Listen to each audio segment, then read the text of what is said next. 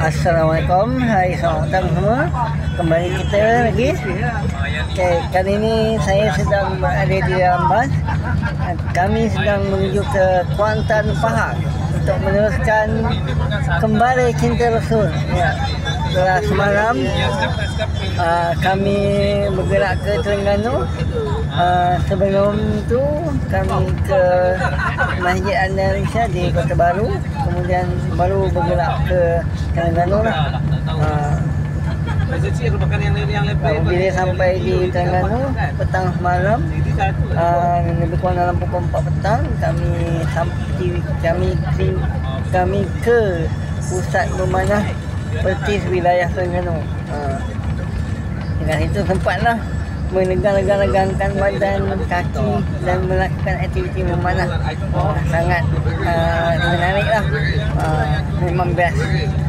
Dapat merasai sendiri apa suka memanah orang muda kan.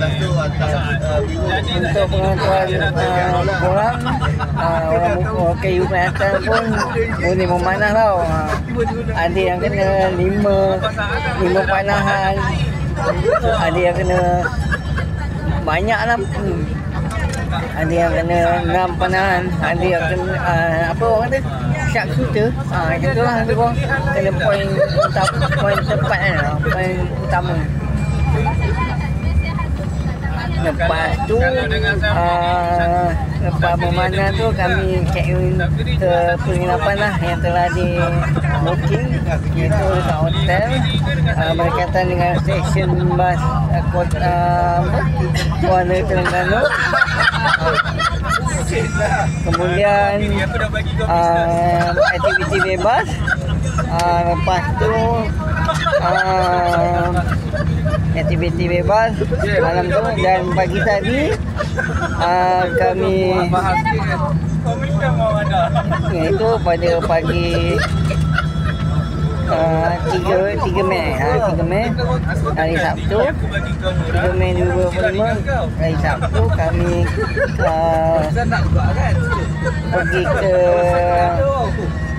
Pasar Payang di Kuala Terengganu ni ada 2. Satu Pasar Payang fasa 1, satu Pasar Payang fasa 2 atau lagi satu biasa panggil Pasar Payang Baru, Pasar Payang Lama.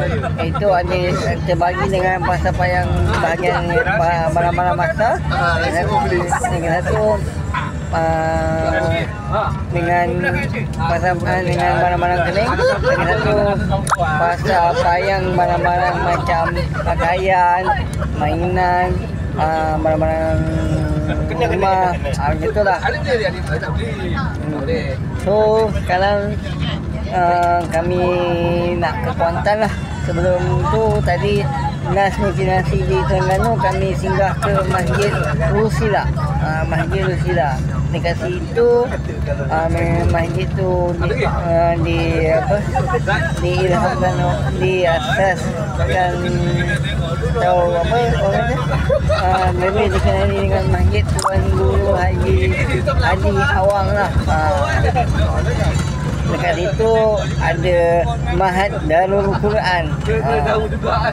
Kalau korang nak tahu lebih lanjut, korang boleh carilah dekat internet kan. Itu je lah perkongsian saya kali ni. Assalamualaikum. Doakan kami selamat tiba ke destinasi ya.